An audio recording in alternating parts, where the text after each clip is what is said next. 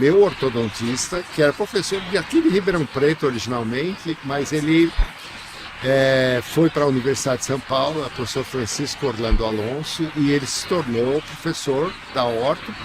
Aí um belo dia, no final de tratamento, acho que eu tinha uns 15 anos, ele falou assim: por que você vai querer fazer medicina se você gosta tanto do que eu faço? Porque eu sempre conversava muito com ele.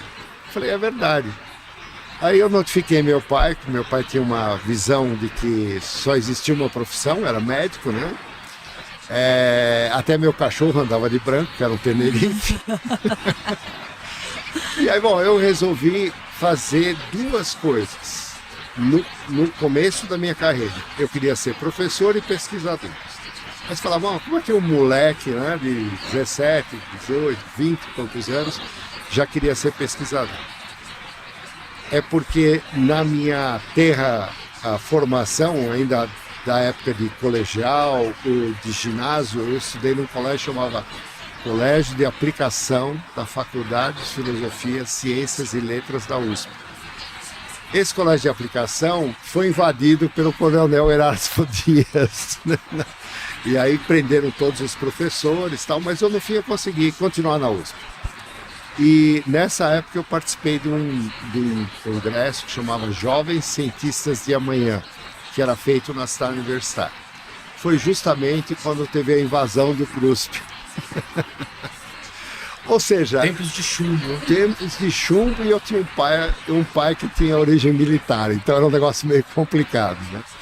Bom, aí... Pai, afaste de mim esse caos. Afaste de mim esse caos. Aí eu resolvi fazer a carreira como total, né? Eu me dediquei muito à Universidade de São Paulo, fiz o mestrado, fiz o doutorado, aí ganhei uma bolsa de estudos pela CAPES, fui para os Estados Unidos. Originalmente, isso foi quando morreu o grande Tancredo Neves. Essa história eu contei outro dia num congresso de odontologia forense. E a parte mais interessante dessa brincadeirinha foi que quando eu fui para os Estados Unidos, o médico infectologista que cuidou do Tancredo antes dele morrer estava num congresso de odontologia forense, aliás, medicina legal, e falou que no Brasil a gente matava presidente eleito com bactéria, porque o Tancredo morreu de endocardite bacteriana. Foi daí que eu me destaquei nos Estados Unidos, porque eu levantei a mãozinha e falei, ele falou, quem é você? Eu falei, eu sou um brasileiro, professor de uma universidade no Brasil, na USP e tal, e o senhor foi muito antiético, e eu queria só dar um recado. O senhor falou que nós matamos presidente com bactéria e vocês matam com bala, porque o Kennedy morreu lá, né? Bom, isso é só uma piadinha da história, mas o importante disso é que, passados 2 anos, o meu chefe americano me contratou como visiting professor e eu fiquei mais 3 anos fazendo trabalhos de pesquisa. E por coincidência, algumas dessas pesquisas geraram a patente do Conibin.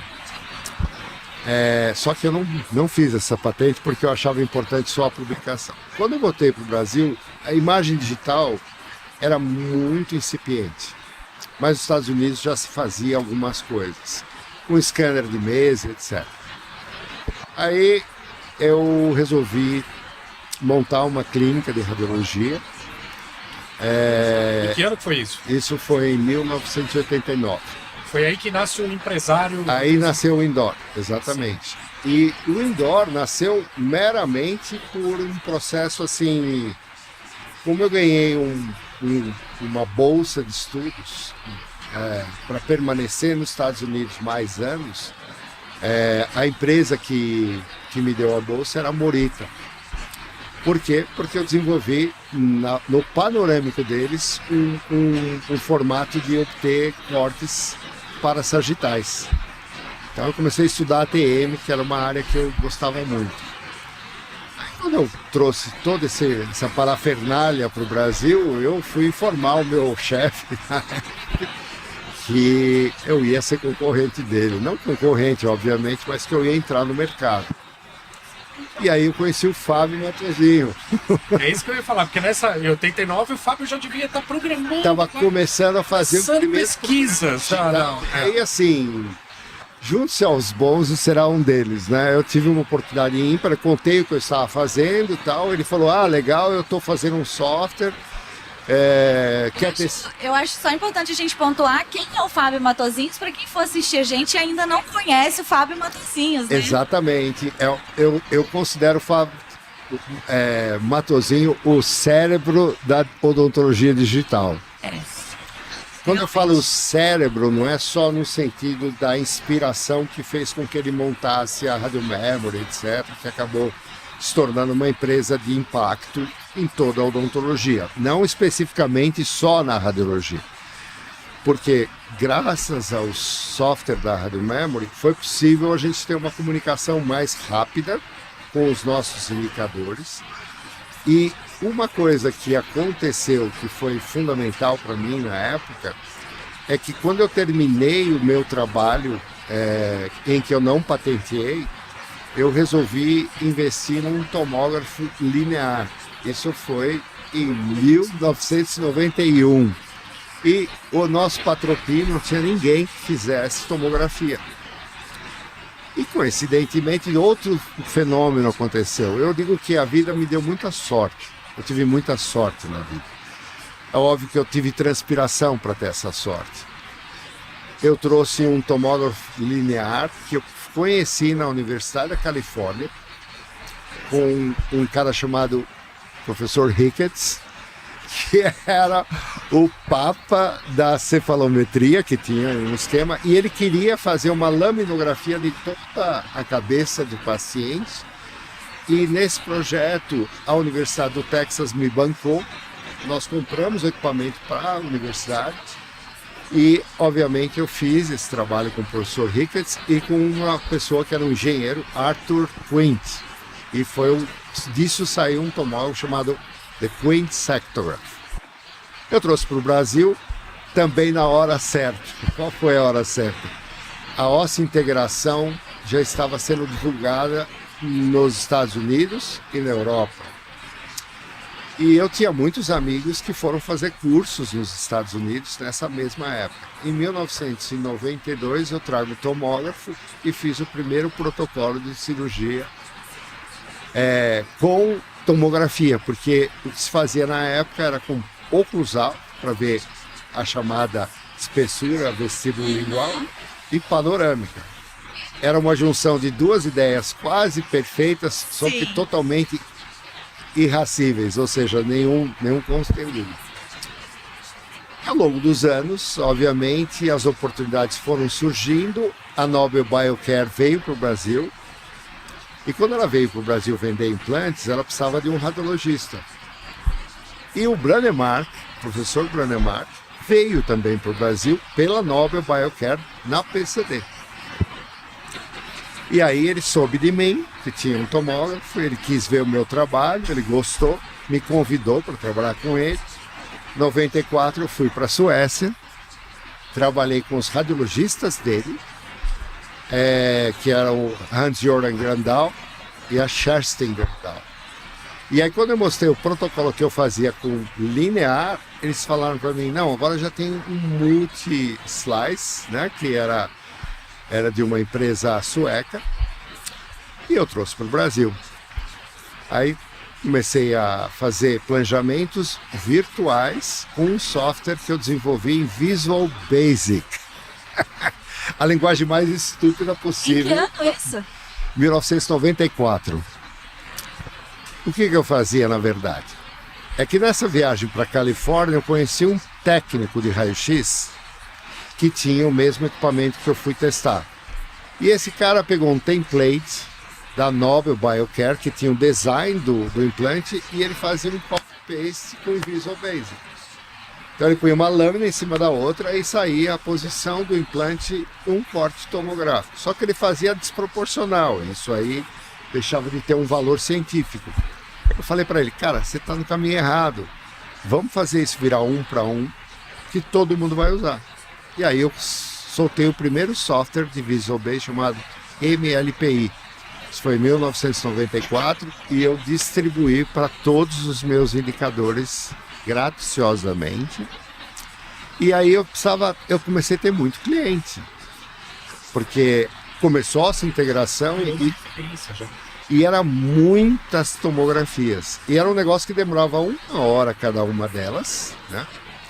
Aí, como eu tinha uma esposa muito simpática, muito forte, ela fez curso comigo nos Estados Unidos, mas ela era odontopediatra. Eu falei, não, agora você precisa aprender a ser radiologista. E ela foi a pessoa que fez tomografia por quase 10 anos. Todas as primeiras tomografias lineares que tiveram no Brasil. E eu fiquei 7 anos sozinho no mercado.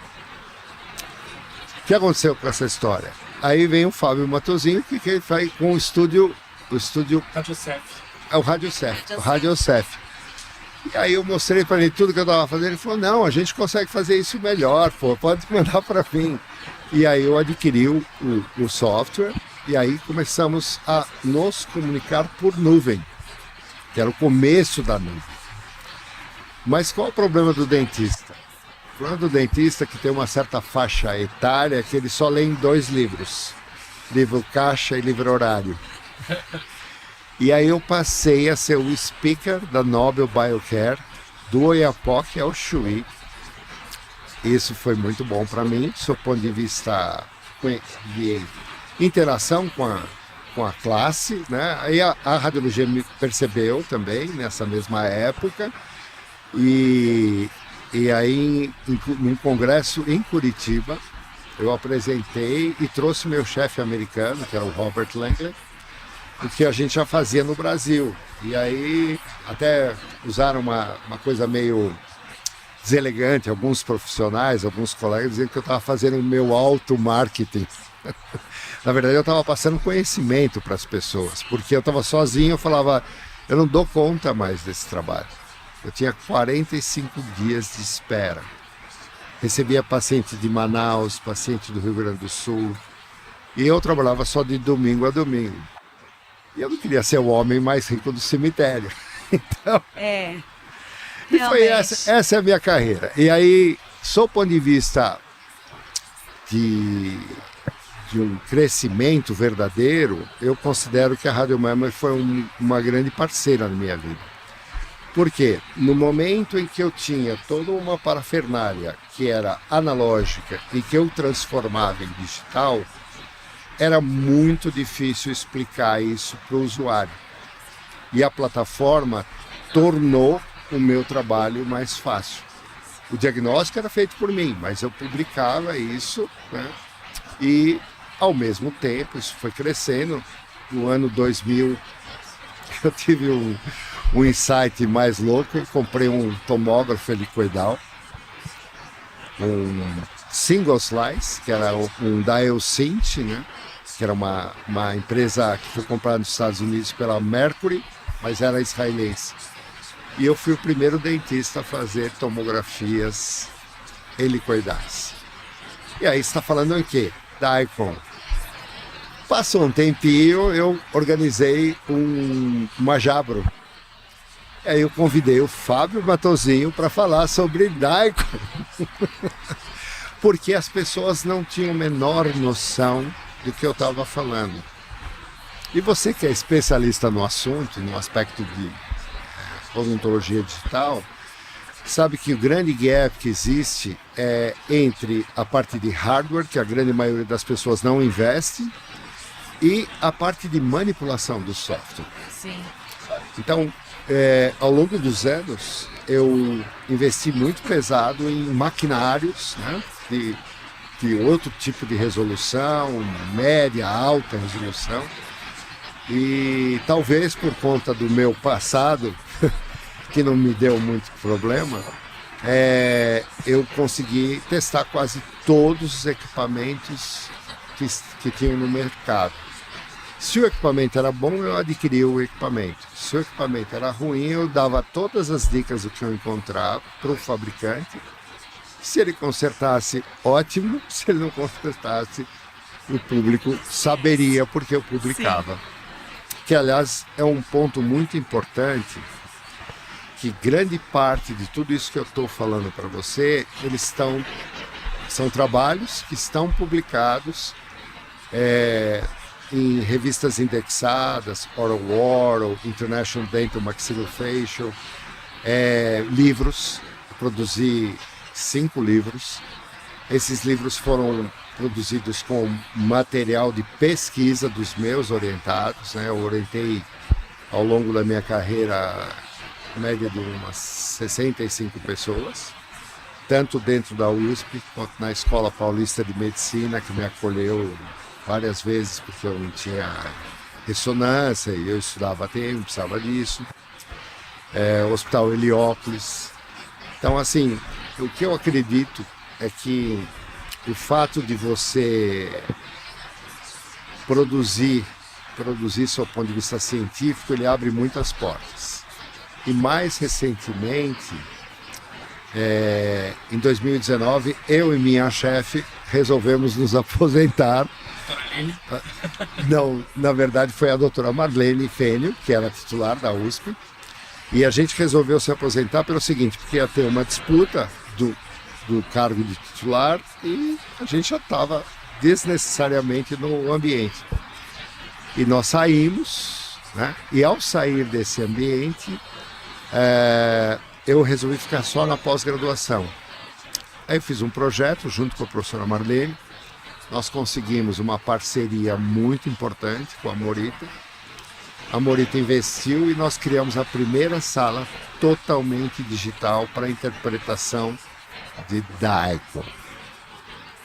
Ou seja, o meu propósito, e aí vem a história do meu amigo, aqui que ele vai contar se der tempo, eu acho que eu falei demais já, mas eu entrei em contato na véspera da eleição, da última eleição à presidência da República, com o Fábio Matozin, que era meu amigo de WhatsApp, e ele estava na Alemanha.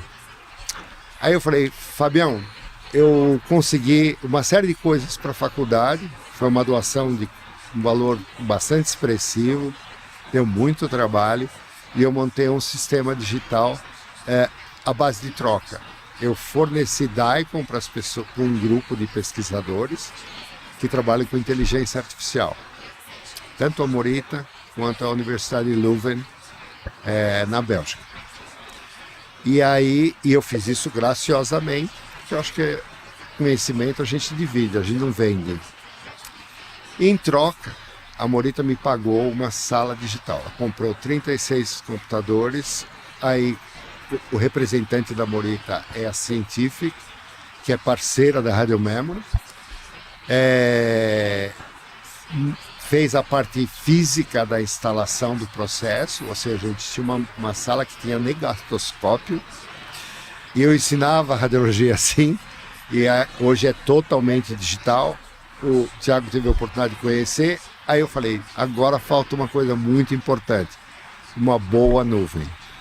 Liguei para o Fábio, expliquei todo o projeto, o Fábio jogou a bola na mão do Thiago, e agora nós estamos finalizando a inauguração de um sistema de nuvem com todo o suporte da Radio Memory.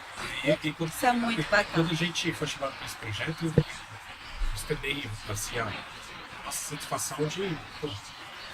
É a USP, né? Então, a gente tratou esse projeto com muito carinho e empreendendo os esforços mais pontuais assim para fazer lá a integração com o Romeu, com o sistema interno lá da USP e aí eu até contei, eu não vou prolongar aqui, mas eu até contei para o Israel que eu tive uma satisfação pessoal muito grande, porque eu cresci ali na cidade universitária, meu pai me levava lá para soltar papagaio e soltei pipa lá e andei de bicicleta. Foi as primeiras vezes que eu dei perdido assim no meu pai e minha mãe de bicicleta, foi dentro da cidade universitária. Então eu contei essa história pro diretor da FOSP lá, né? E assim, tratei pessoalmente essa coisa, porque é um orgulho muito grande de fazer isso para a USP e pessoal, e da Radio Memory pela instituição, né? A gente entende que a Radio Memory precisa devolver para as instituições de ensino o prestígio e tudo que a gente conseguiu conquistar com a odontologia, né? Hoje a Radiomemory é a maior empresa do mundo de imaginologia odontológica, pela rede DOC e tudo. Então, isso foi construído aqui no Brasil com a radiologia brasileira, com as instituições de ensino que a gente tem parceria, a USP desde sempre também. Então, devolver isso, né, para a odontologia brasileira é uma obrigação, a gente vê como uma obrigação nossa. E conte com a gente lá. O projeto ainda está em andamento Mas nesse meio Ainda vamos tempo, implementar o idôneo acadêmico lá também, para eles poderem utilizar. essa é a ideia. E assim, o que eu mais... eu vou fazer uma declaração até que não é mercadológica, mas quando eu conversei com o Fábio, e aí ele estava na Alemanha, eu falei, o que você está fazendo aí, cara? Tem uma eleição no Brasil, falou, tá muito ácido lá. E eu preciso. Ele falou, eu tô precisando fazer um detox na minha vida. Eu falei, eu também preciso, onde você tá, eu vou. Aí ele me endossou literalmente e eu expliquei detalhadamente o que eu já tinha conseguido. E assim, o que eu vou endossar as palavras do meu amigo Thiago? Eu acho que as universidades brasileiras, elas têm uma lacuna muito grande, que é as relações das parcerias privadas, né? Por quê? Porque as pessoas sempre pensam no lado governamental como um lado corrupto e absolutamente desigual em função de várias coisas. Mas eu descobri, assim, nos últimos anos, que se você fizer um projeto bem embasado, você for auditado previamente ao recebimento dessas... porque você abre sua vida, né? Quando eu digo abre, é na expressão da palavra, o cara vai buscar todo a sua perereca no imposto de renda, a sua fonte de renda, etc. E quando você chega e apresenta alguém, a sua responsabilidade é dobrada, né? Mas eu concordo com uma expressão que ele acabou de falar. A gente precisa devolver para a sociedade, de alguma forma, aquilo que ela nos deu. E eu considero a minha formação no Brasil e fora dela, e com as pessoas que eu tive a oportunidade de trabalhar, que eu preciso devolver isso para minha, nesse momento, para a minha escola, né? Mas mais importante do que tudo é que o produto final é o bem-estar do nosso paciente. Isso é um chavão muito normal que você escuta em todas as palestras de autoajuda. Até ontem nós tivemos uma palestra nesse sentido. Para você fazer esse retorno, você também tem que enfrentar uma série de paradigmas. Para você mostrar que você está bem intencionado e quer fazer a coisa certa. Mas quando você consegue, a sua cabeça no travesseiro dorme muito bem. E eu estou nessa fase. Isso é muito importante e que legal também de saber que a gente tem essa possibilidade agora na USP de realmente os alunos poderem aprender de uma forma completamente digital. A gente sabe o quanto isso faz diferença na vida e na formação do aluno, porque ele já sai preparado para o mercado de trabalho da forma como ele realmente vai atuar. Exatamente. Né? Então, eu acho que assim, isso é muito importante. Eu acho que todas as instituições tinham realmente que se espelhar nessa iniciativa e fazer essa movimentação para que a gente forme os próximos profissionais radiologistas aí do nosso mercado, profissionais que estejam mais preparados realmente para enfrentar aí a realidade, né? O choque, né?